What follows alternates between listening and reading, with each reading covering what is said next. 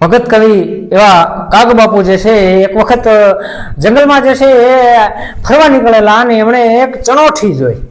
હવે આ ચણોઠી એમણે જોઈ એટલે ચણોઠી જે છે એમનો રંગ લાલ હોય એટલે એ ચણોઠી એમણે જોઈ અને આખા રંગ લાલ રંગની ચણોઠી હતી. એમણે ચણોઠી હાથમાં લીધી પણ એના મુખ જે છે એને એ કાળું હતું. ચણોઠી આપણે જોઈએ તો એ બે રંગની હોય, એ 90% જે છે લાલ રંગની હોય પણ 10% એમનો રંગ જે છે એ કાળો હોય.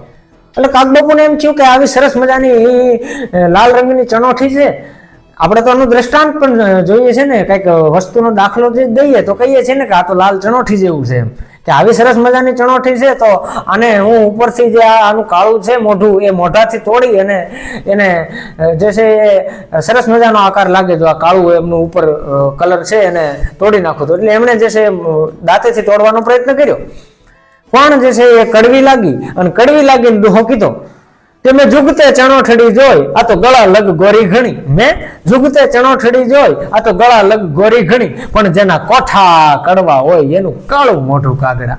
આનો મતલબ એમ થાય આ એક દુહો માત્ર ચણોઠી માત્ર નથી પણ એને આખા મનુષ્ય સમાજને સંબોધીને કહી દીધો. અને આમાં ભગત કવિ કાગબાપુએ જે છે કાળમુખાની વ્યાખ્યા પણ આપી દીધી કે જુગતે ચણોઠડી જોઈ મેં ગળા લગ ગોરી ઘણી.